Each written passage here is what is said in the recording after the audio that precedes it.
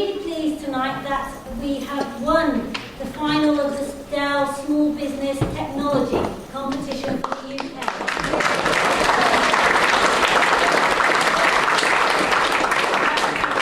It is for our podcast and all sorts of things, and we'll find out next week if we've won the global. So I don't know whether that will happen, but we'll see. But without further ado, I'd like you to welcome to the stage Mr. Richard Fishbrook from Wiggly Wigglers, and also Mr. Terry Bolton from Jeremy Lyons' Radio 2 show. He's on every Friday from the Valleys.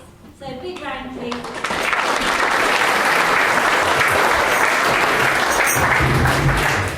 Are you? Hello, everybody. Should we try that again? Hello, everybody.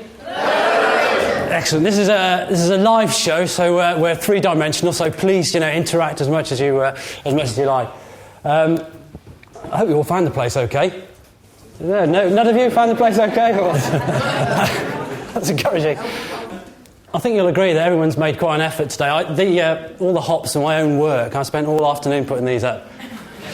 No, I didn't at all. Not a bit of it. I put those vegetables there, and Heather and Rachel and Sandra did all this wonderful stuff here. So it's fantastic. It's nice to see you all. What I should say is a big welcome to Terry. And I know Terry was feeling a little bit nervous earlier on. What can we do to put you at your ease, do you think? Well, I think, they need a bit of Welsh hoil, a bit of sing-song from the valleys. I've been said to be the second sexiest most man in Wales, but I'm going to sing a song now about the most sexiest. So ladies, please keep your underwear on. The old plot looks the same as I walk in through the gate, and there to greet me were my runners and my carrots. Down the path I look, and there is I'll be, coffee open and coffee handy. It's great to be on the old allotment plot again.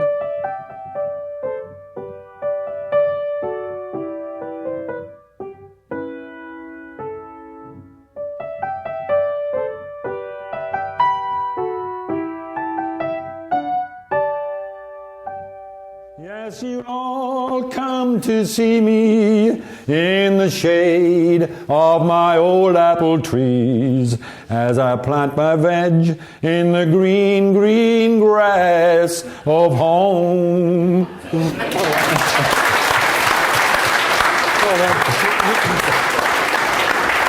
Fantastic. So do you feel a little bit more relaxed now? Well, I'm at home now. I'm back in amongst all these nice people here, so what more do you want? Good. And yes. Some of you might be slightly puzzled by the fact that we've got an A and an M on our T-shirts. Now, I know there will certainly be a couple of people in the audience which will be thinking that A stands for something else, given that it's pinned on my chest, especially Farmer Phil, but it's apprentice. So that's what that stands for. And M stands for, what do you think? Master. That's absolutely right. We have a perspective, right? Yeah, we have. We started off where we've continued to go. That's correct. About a year ago, I went down to Terry's allotment. We wanted to do a podcast with Saga magazine. Terry was already writing for Saga, and I wasn't entirely sure what to expect. I listened to Terry a few times on the radio, as half of you have, I'm sure. And I was expecting a kind of little grizzled-up Welsh guy poking around the allotment. Charming, isn't it? Charming. That's my brother. And anyway, I ended up meeting this very eloquent, tall, handsome, grey top man. And of course, when you meet somebody for the first time, it's always nice to go bearing gifts. So I wasn't entirely sure what to take, but being at Wiggly Wigglers, one of the obvious choices is to take a wormery. So I took down a can of worms, complete with worms and bedding material and all this kind of stuff. Gave it to Terry, thinking, I hope he's going to welcome me with open arms and really enjoy his wormery. How has the wormery gone down there? Well, the first thing, and when you brought it along, I thought it was a still. So my eyes lit up when this thing arrived. I thought, instead of the coffee, we got a still in the coffee. We're looking good. Anyway, I'm always willing to try these new inventions. And a wormery, I thought, what's a wormery? You know, I got enough of them in the ground. I don't have them in a pot to cook as well. So anyway, Richie brought me down and he said, have a look at this now. He said, I'm going to be really surprised with this, so keep an open mind. I said, what do I have to do then? I'm not completely naive. He said, well, first of all, he said, we normally put this, what's it called, this material you give me I've never used. Queer. Well, what do you call me? So he said, I said, I'm not using that, you know. I'll put some compost in the bottom. So I said, what shall I use? He said, go to the bottom. I had this lovely compost heap, dug the fork in, put it in, and there was one worm in there, one Welsh worm. I said, well, he's going to be busy on his own in there. No, hang on, he said. We got a big bag of these worms to give you. So he opened this bag now, and in there was 1,000 worms, so he tells me. I never counted them. So I thought, oh, problem. One wormity, one Welsh worm, 1,000 English one. What are we going to do? Anyway, we put them in, and they got very, very happy. They started munching away. The waste started coming from the kitchen. These were chomping away. There was only one problem then. After about 2 weeks, I couldn't contain myself anymore. I looked what was happening inside. And I opened up the top, and what do we have? 1,001 of them singing Cum Ronda. So they'd obviously got on quite well, and they mixed. And now we're on the third generation of Welsh worms. So they're doing very well. But I mean, it's been a godsend. I mean, I've always been sceptical. For many, many years now, I've been organic for well over 30 years now. So anything new which will add to my organic dimension was brilliant. And that has given me plenty of wormweed, plenty of feed for the plants. I'm now on about the 4th or 5th bag of compost. All the stuff is coming from the house, all the decent stuff off the plot, and these guys are doing a fantastic job. So I'm very, very happy with our wormery, and it's been one of the best things. It stands pride of place on the plot. So what would have happened between you and I if it hadn't been any good? Well, I mean, it would have been a bit hell to play, I think. I mean, I'd have gone back to my old die-hard ways of manoeuvring in the corner and still buying compost. But that has been a godsend to me. Good. I'm particularly pleased about that, because if you give something to somebody, then if it works, then it's kind of all important that they enjoy it. Certainly. Yeah, it was brilliant. Now, the other thing I was amazed about, which I wax lyrical about often when I go out and do talks and things like that, bokashi. And you were even more sceptical about bokashi, weren't you? Well, when you came on, I thought you had a cold. Bokashi. And I said, what am I going to do with this? He said, well, you keep this bin with the kitchen door. I said, we've got a bin with the kitchen door. We put all our rubbish in it, which goes up to the ashman every week. He said, no, this is a special bin, he said. He said, you collect this kitchen waste in a little caddy, you spread this special bran around. I thought, God, it's a breakfast cereal. We're going to have to eat this every morning, you know. But he put it around, and again, that's kept at home. It never reaches my allotment. And that's been wonderful. The liquid off there has done a fantastic job. And I feed my hanging basket, feed all my pots. So that's been another really good godsend. And every 4 to 5 weeks, that appears and goes into my green Daleks on the allotments to accelerate the composting. So yes, and I give you another 9 out of 10 with that one. Excellent. Oh, that's encouraging. Yeah. You know, what fascinates me about you most, I think, is that having met you and you read your book and whatnot, is how long you've been as passionate as you have about vegetables. Because really, you know, for me, I probably started growing vegetables 6 years ago, something like that. And yet you've had an allotment or been part of allotment growing since you were a tiny boy. Yeah, all of 20 years 50 ago. Yeah, 50 years. Yeah. I was only a tiny boy, no? Yeah, so why have you? What's maintained your enthusiasm? Well, I think it's a life. I mean, I was a 4-year-old. I actually got vivid memories of this 4-year-old. I mean, we lived about 100 yards from the allotment. My father was a fanatical allotment gardener.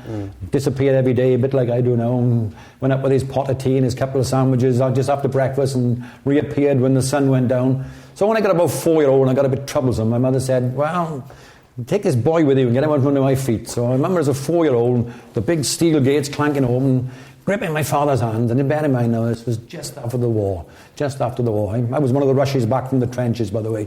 So I was born 4 years after the end of the war. And I went in through this gate, and there was all these guys in those days, in the early 50s. They all seemed to be over 7 foot tall. They were all tall. They were built like a beanpole. They all were, remember the days of Percy Thrower, you all remember that? They all gardened, didn't they?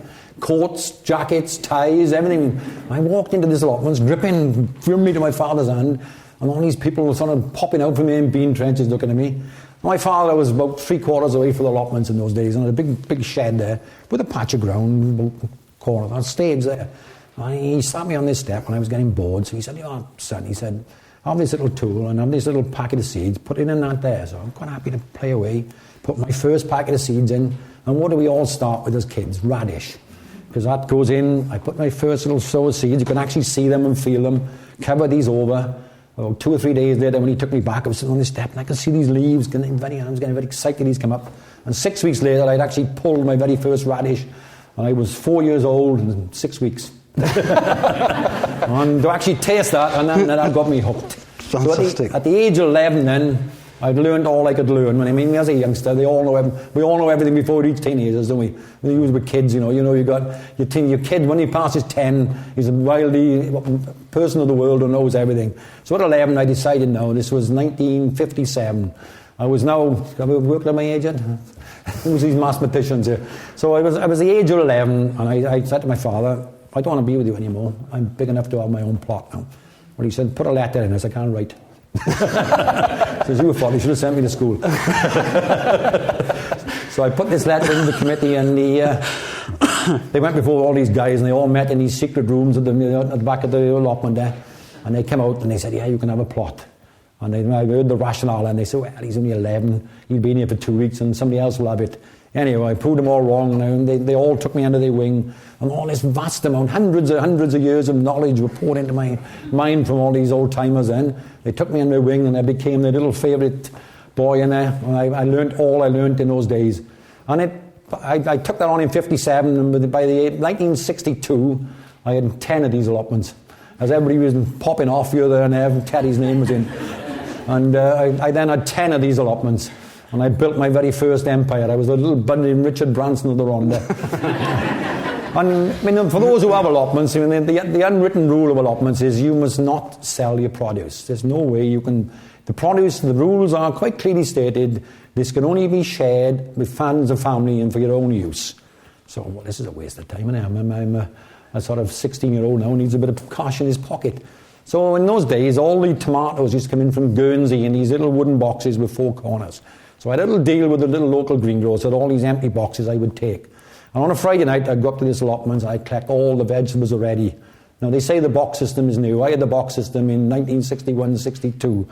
And I used to collect the beans, the cabbage, the potatoes, and everything else, put up this system and delivered it around the houses close by the allotment. Now, I quite clearly was fed to me by the committee on the allotments, son, you are not allowed to sell any of this produce.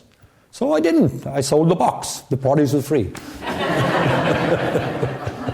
And I kept on with these 10 plots, and way into about the early 1970s, along came the kids. I had to stay at home one day a week then to do some work, so I started winding down. But I'm still in the same allotments now, 50 years plus later. I'm still enjoying every minute of it.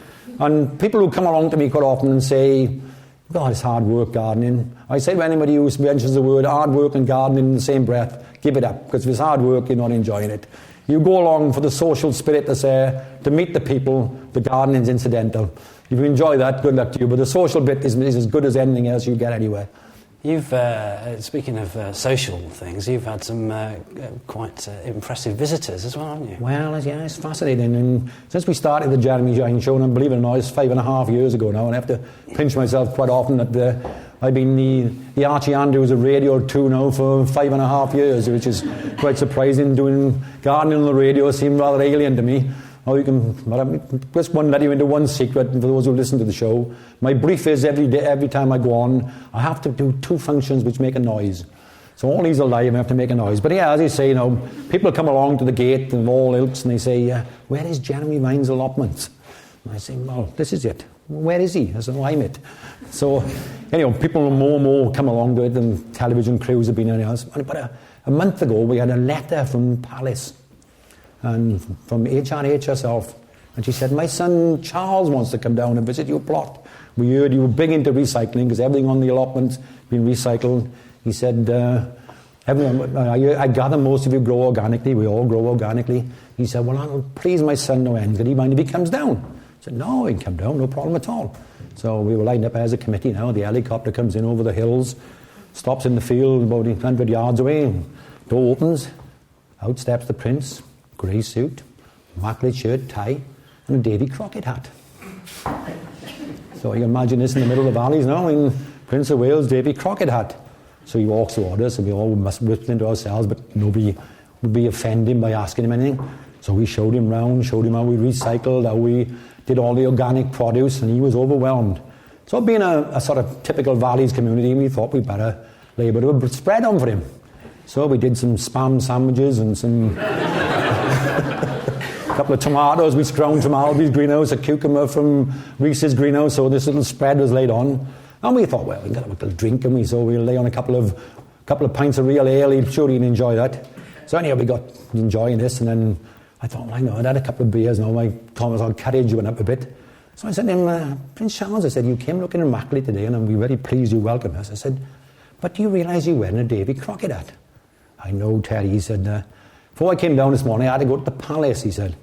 So I walked in, my mother said, Charles, she said, where are you going today then, Charles? Looking rather dressed up rather smartly. Well, he said, I'm going to visit Terry's allotments in the Rhondda. You going where, Charles? I'm going to visit Terry's allotments in the Rhondda. Where the fox at?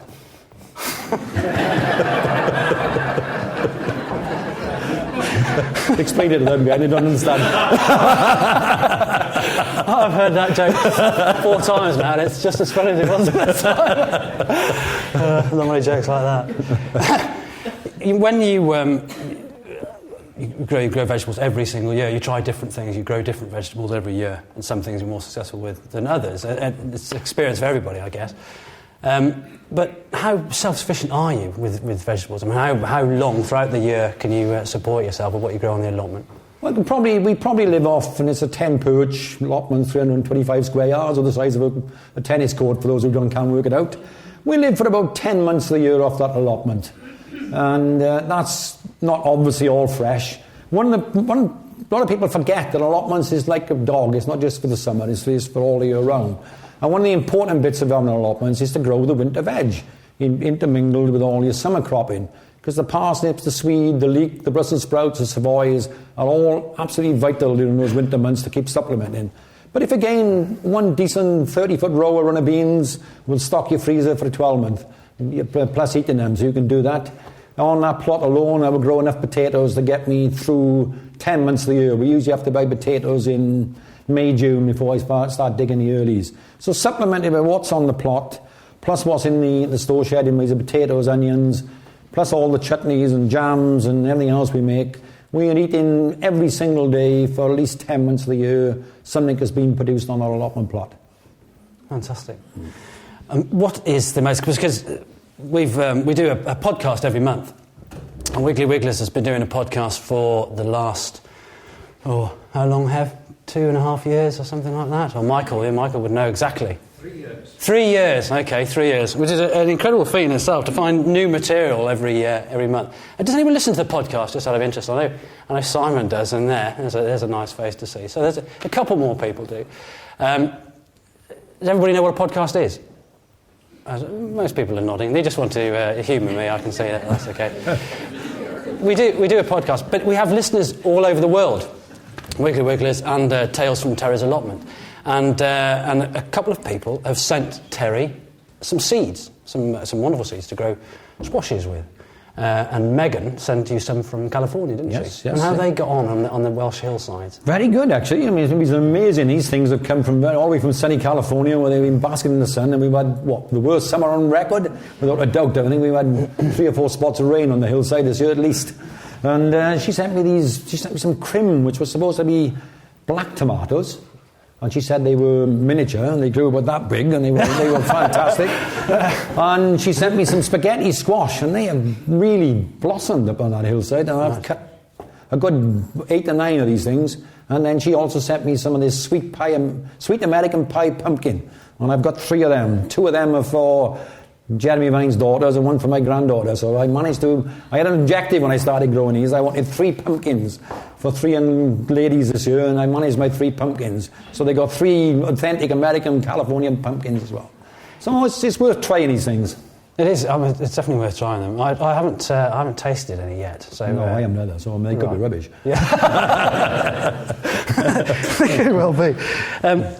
My nemesis vegetable is Brussels sprouts. That's Nemesia. There was a little flower. Brussels sprouts. What's this big word, nemesis? No, it's only got a couple of syllables. Very flowery, very fluffy, the old Brussels sprouts, you know. They don't get firm up. And you use a variety called Icarus, don't you? Yes. But have you, with all the experience that you've got a vegetable that you can't quite master? Yes, cauliflowers. Right. Believe it or not, I cannot grow a decent cauliflower. I can get them to start to form the curd in the middle, but inevitably they start to blow, or they don't make a decent size. We got to have 3 cauliflowers to make a decent meal. I cannot grow a really large cauliflower. I'll have to start buying Alan Titchmarsh's book as well. Yeah, definitely. So what's the ingredient for growing a really large cauliflower? Well, it's got to be very, very rich ground, and it's got to be extremely firm. And I tried all that. I mean, I'm going back to my childhood days. When I was about 6 or 7, my father had this great theory about growing cauliflowers, and he could grow them marvellously, and as well as Brussels sprouts. And he always reckoned to grow a decent one of either of those, you need to have to make the hole with a crowbar. The ground's got to be so firm you can barely make them in, so they're really rock solid in the ground to make the non-blown sprouts and cauliflower. And what he used to do on an afternoon, he used to take me up there, he used to mark out where he was planting his Brussels sprouts or cauliflower. He'd cut a bit of wood into a bat, stick 3 little sticks in the ground, and he'd bowl this ball to me. And he'd bowl it such that I could hit it, and he'd take ages to fetch it. Again, he'd run him back and forth, back and forth, back and forth, so this ground was nice and firm. Yeah. So if you ever had child abuse, that was it, wasn't it? I didn't realise I was brought up being abused. Yeah. I thought, this cricket is easy. I can hit this ball a long way. Off he'd amble, I'd be back and forth, back and forth, back and forth. I'd make 60 off each over.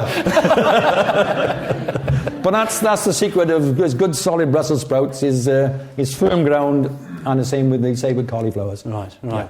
But you've recently admitted you've had problems with your parsnips as well. I mean, roots, I adore parsnips and swede and carrots and things like that. But are you supposed to wait until you have frosts and things like that, but to pick them to get the best? That's the theory. I mean, the winter veg, they always reckon, is sweeter after the frost. You need the frost to turn the starches to sugar to make them sweet. But you've got to be a very patient man or woman these days to wait for a frost, haven't you? They never seem to arrive, do they? So my patience is now exhausted, so I discarded that theory, and I've been using Brussels sprouts for 2 or 3 weeks and parsnips for at least a week or so now, so I cannot contain myself anymore. I'm waiting for that Jack Frost to fall in the valleys. Is anybody, just out of interest, anybody in the audience not like gardening? Go on at the back there. The pantomime's at Christmas, all right? Oh dear. You saw my effort at my vegetable growing earlier on when you came round to ours. First time you came round to ours, wasn't it? Remember the vegetables one? That's absolutely right. I can't. There's no answer. What can I say to that? But as a relative novice, I mean, what do you think? I mean, what? Well, you've got 48 years more experience under your belt. You make it, I think. Yeah. But anyway, you're different. You and all me. When you sitting here with me, I mean, you one of these guys that's sort of wildlife and out in the country and enjoying this the freedom of all this wildlife. I mean, how do you get into all that then? I mean, what was also baffled me about you is, I mean, you go around preaching about the salvation of wildlife, and you own a shotgun. That's very true. That's very true. I mean, who do you shoot? Sarah, you got any holes in the back of your jumper there? It's a funny one, actually. You're not the first person to ask that question. In fact, a friend of mine from Devon not so long ago came up and he said, people wouldn't understand, Richard, why it is that you love wildlife so much and yet you go out and shoot everything. And I had the same problem explaining that to him. And, well, can you try explaining to these people? I've got a great story, actually, which is... it's quite nice that the guy who I was with at the time, parents are in the front row here, Sue and Gil, who I've known since I was 10 years old, or possibly slightly younger, and Daniel, who we were each other's best men at our weddings. And I remember, as kids, we used to spend all the time, every weekend we'd go, wouldn't we, disappear, and we'd go out and we'd go fishing and shooting and things like that. Probably, I don't know, we're probably about 12 or 14 years of age. And we were walking through the woods. This is up on the other side of Herefordshire, a place called the Cockshoot, We kind of had permission to be there, sort of. Well, at least, that was I learned that premise anyway. And we were walking around this, and nothing, it was a big pheasant shooting estate, And my godfather used to live in a house, no electricity, no running water, nothing like that. So we used to stay with him because it was such an adventure. You just have the wood burner and candles and guns. I mean, what could a boy want any more? So we said, it's amazing when I think back how flexible he was, how laid back he was, because, we'd go there, and in those days, of course, guns weren't even kept in cabinets, really. You'd go, and he had a .22 rifle. He used to go and get the rifle, and off Dan and I used to go.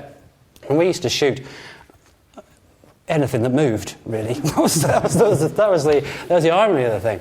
But I remember there was a turning point for me, and about 14 years of age, we were shooting rabbits, and we were quiet, probably a unique moment where we were quiet together, not chitter-chattering, and I had the gun in my hand, and we were walking around this bend, probably looking for a rabbit, and there was loads of movement, and it shouldn't have been moving, it was wrong, there was no wind, there was nothing like that, there was loads and loads of movement, loads of vibration, loads of noise, a real scrunching noise, and neither of us knew what it was, and we sort of looked at each other, and we came round this big bramble bush, and there were 2 stags there, 2 fallow stags, and they were rutting, and I'm not kidding you, they were from me to you, Anthony, just there. And we stood there as boys, we stood there and watched these 2 things in awe, and it was the most amazing thing, just that. And that was a turning point, really. And it didn't occur to me to have a shot at one or anything like that. It was just one of those most amazing things. And I think the detail in natural history, the ability to be able to observe wildlife, the nitty-gritty, one of my favourite things, right? I'm going to destroy Rosie's bouquet now. I'm not going to destroy it. I'm just going to destroy it, yeah. I'm going to take this little chap out here. Does everybody know what this is? For me, I've said this many times, but it's one of my favourite things to talk about. This is one of the most fantastic plants there are. Architecturally, it's quite significant. You can use it in wonderful flower bouquets and whatnot. Architecturally, it looks brilliant in a garden. That cylindrical seed head is inundated with the most beautiful mauve blossom that winds in concentric rings throughout the whole of the summertime. And you'll have butterflies and bees and all sorts feasting on the nectar and pollen. You'll even have little crab spiders that will wander up here, and they'll perch on the top, and they'll wait for days for something to land. Quite literally days. And a poor old meadow brown will get a bit too close one day, bang, it's been eaten, so that crab spider will have its feast. When those mauve flowers have gone over, there are hundreds of seeds in that head. And if you have swathes of teasels, or even a small patch of teasel in your garden, there's every chance that you'll have flocks of those little yellow-flecked chattering goldfinches, It's free bird food. Teasels self-seed like man. Lots of folks don't like things like teasels and yellow primrose and things like that because they self-seed, But I like that because any bare patch of soil is soon full, so you don't have to worry about filling it.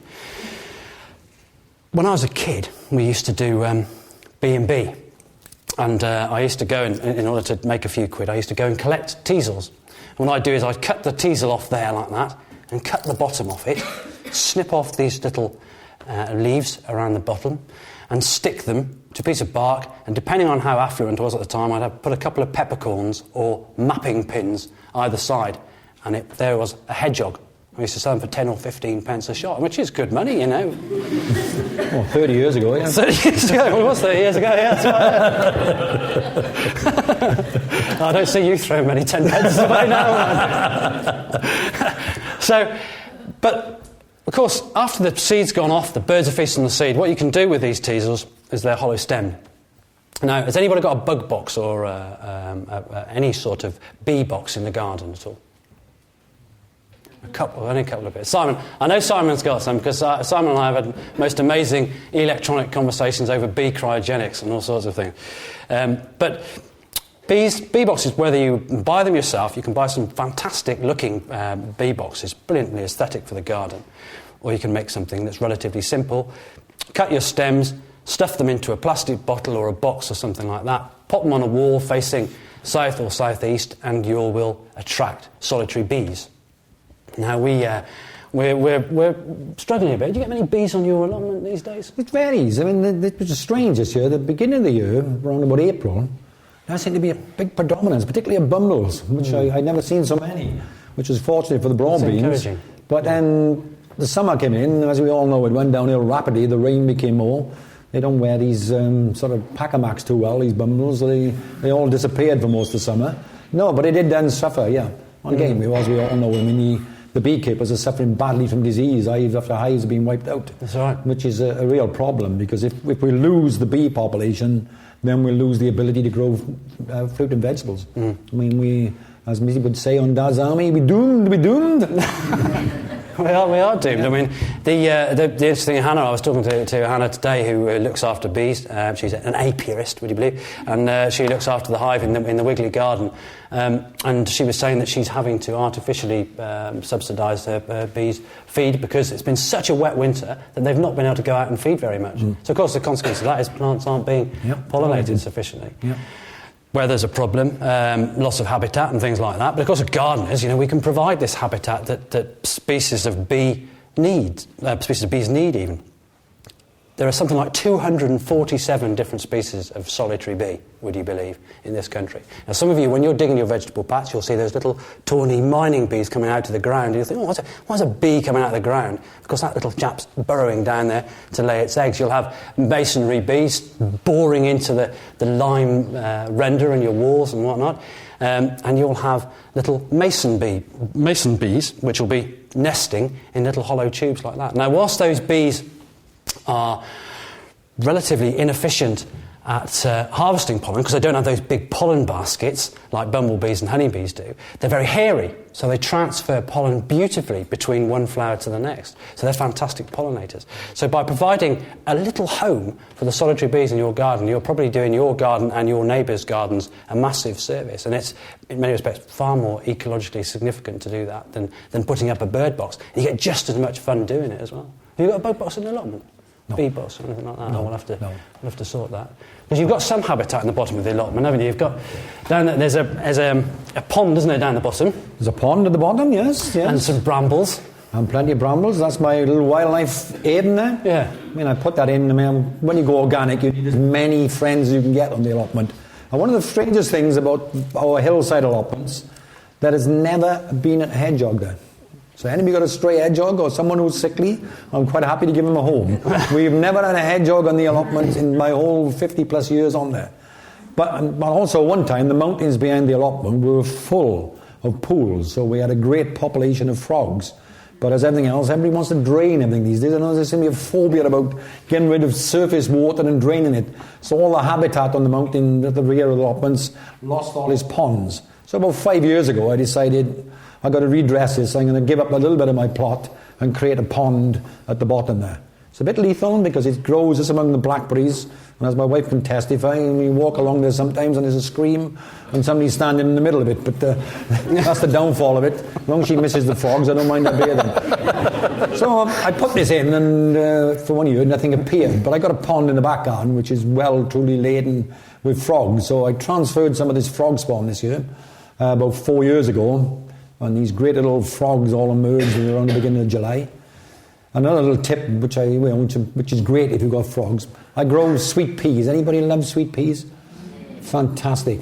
But what do? They're a big magnet for aphids. The aphids really love the tips of sweet peas. Now, being organic, I can't go around and spray anything else. So on a warm summer's evening, what I love to do, and this is around July when they're in the peak, I take a little paper bag, I go to the tips where the aphids are, and I tap them into the bag. And I go down to the bottom and I just tip these all around the edge of the pool. And by God, those little frogs love those. So you make big, healthy frogs. So it's a great way of feeding the frogs and doing that. But the second year then, I took the frog spawn back, and these all hatched out. So third year, I was going to take another lot of frog spawn up. But when I got up there, there was a big pile of this frog spawn. So obviously now these little juniors I'd brought on were now fully grown adults. And I got to that age where they should do what all youngsters shouldn't be doing, but they do. And then if I had this frog spawn come in, so I've now got this little thriving population. And at the bottom of the plot, I've got this part where I grow blackberries. because there are a lot of trees there and I can't grow much else. So I leave a wildlife area and all these blackberries, and that gives these little youngsters a chance to get out before all the birds nibble them away. And they're quite lucky, aren't they? Because there are no mowers nearby. No mowers nearby, so they're all quite happy there. They can all sit under there. They don't have to negotiate a lawn or anything, do they? So. The only trouble is they're a bit of a nuisance when we're having coffee, because they all want to come up and have a cup, but we can't spare them. So he's trying to get the ecological balance back in, isn't there? And but I'm if I can get a little population of hedgehogs now in amongst those brambles at the bottom as well, I'd have then achieved a bit more being sort of organic and getting these slugs under control. Yeah. That's that's a sore point. Yeah. I mean, like you, I couldn't go out and kill anything living with one exception. That's the slug. I detest the slug.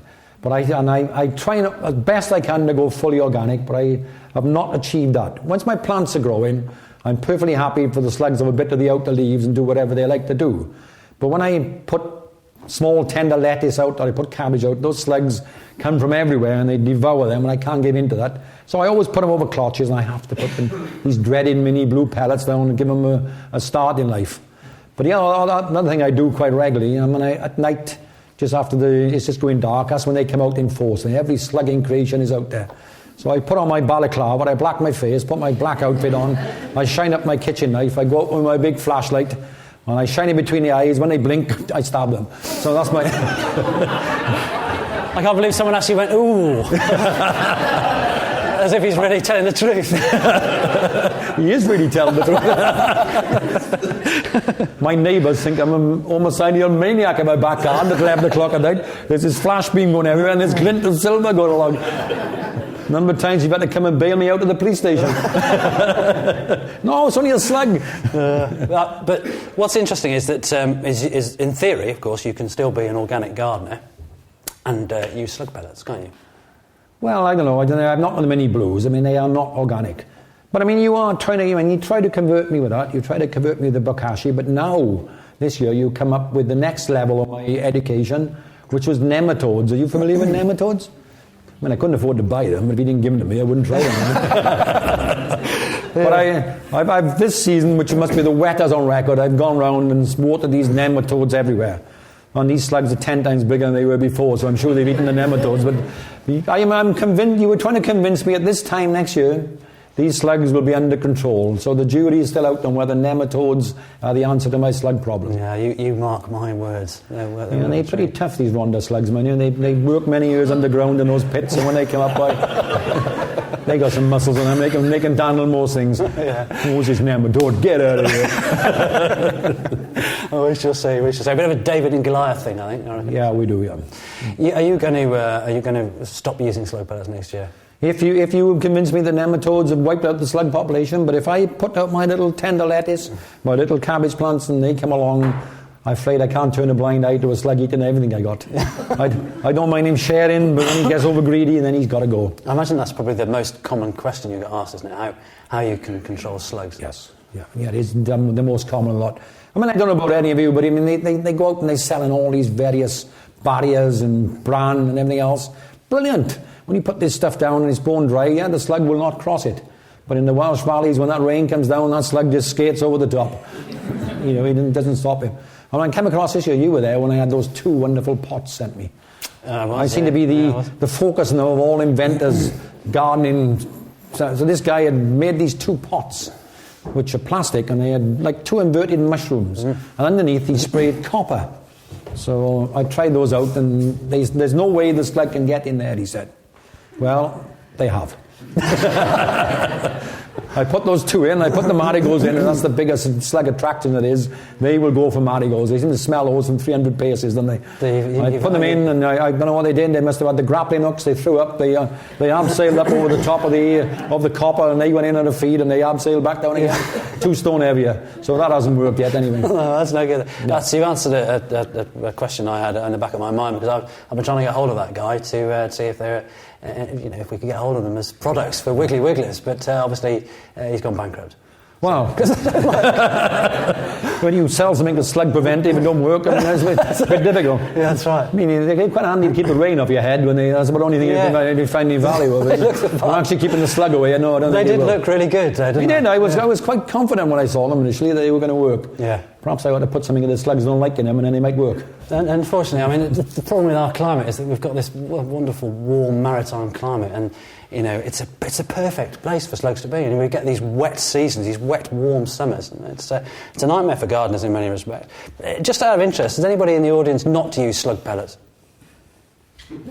That's a good. So what's the secret? 2 people. We've got toads in the garden, and they're right. quite partial to slugs. Yeah, well they are, but can they win? That's the thing. I got lots of frogs and toads, but the slug population seems to outwit them. I don't know. I think they eat enough, but they can't eat enough to keep them under control. It's probably the quality of your food. Mine's probably not as good as yours.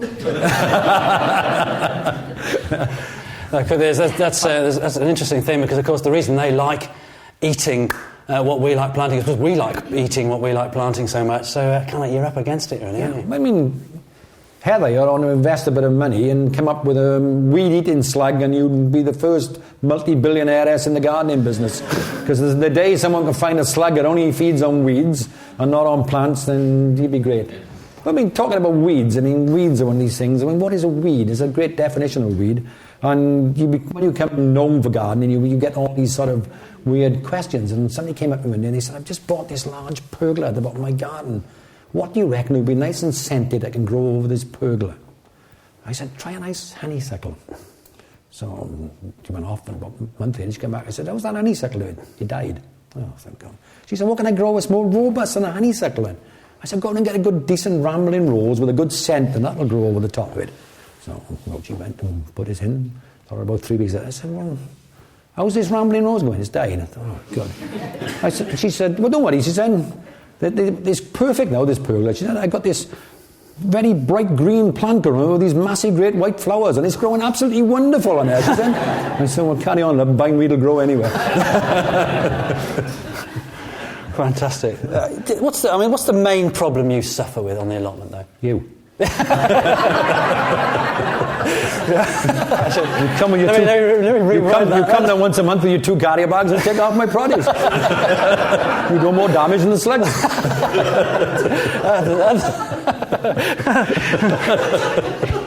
So other than me, what's the main problem? The main problem is probably club root. Right. Are most of any allotment keepers here? Just the one. Don't blame me, all got big gardens in this part of the world, haven't you?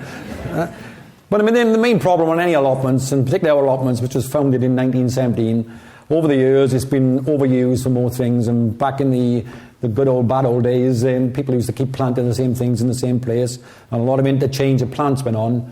And when disease got in, it was spread rapidly. So once club root is in, it's one devil of a job to get rid of.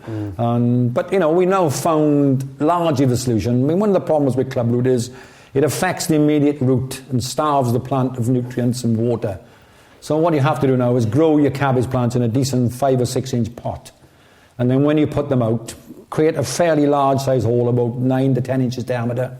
Line it with lime, fill it with compost, put the plant in the middle, firm it in, and then obviously the root of the plant makes a lot of growth before it comes anywhere near the earth. So therefore it gets all the nutrients and all the water it wants, and it will become big enough before it ever gets exposed to club root.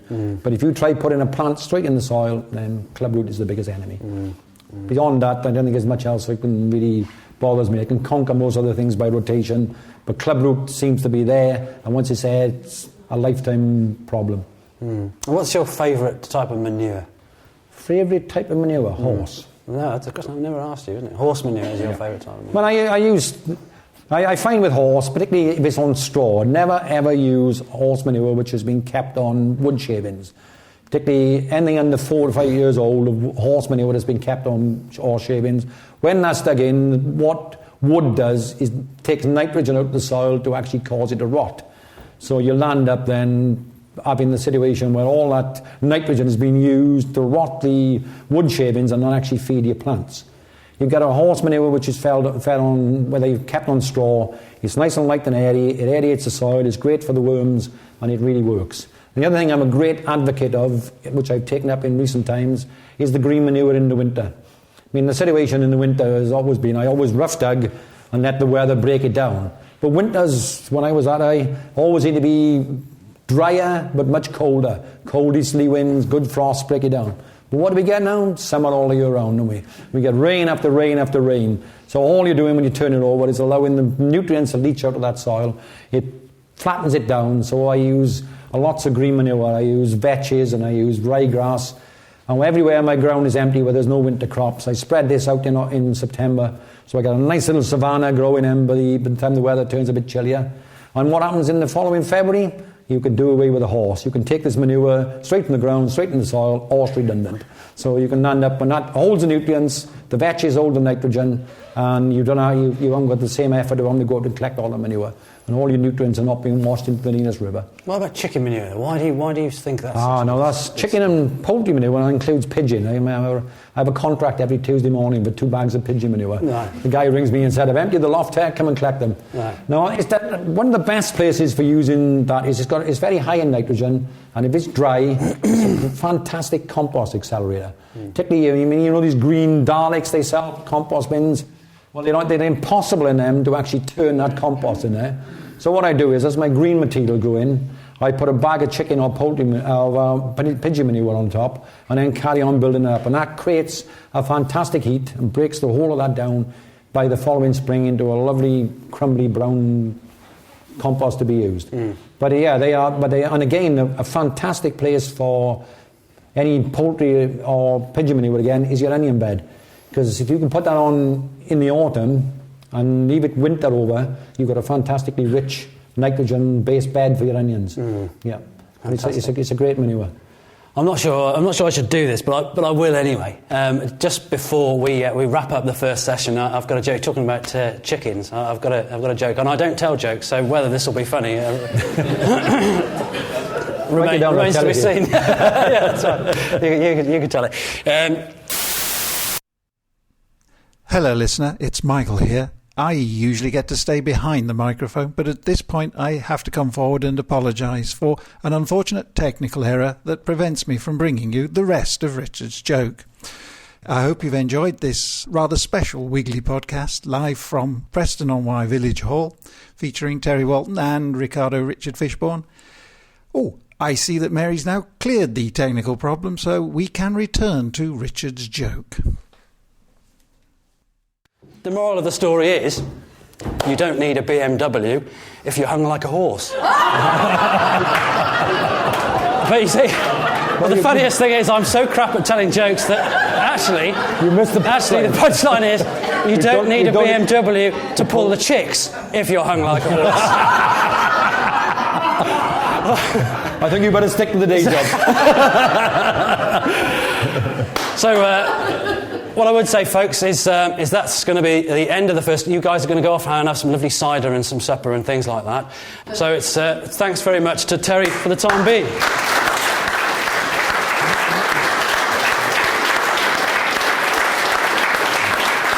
And to Richie, of course.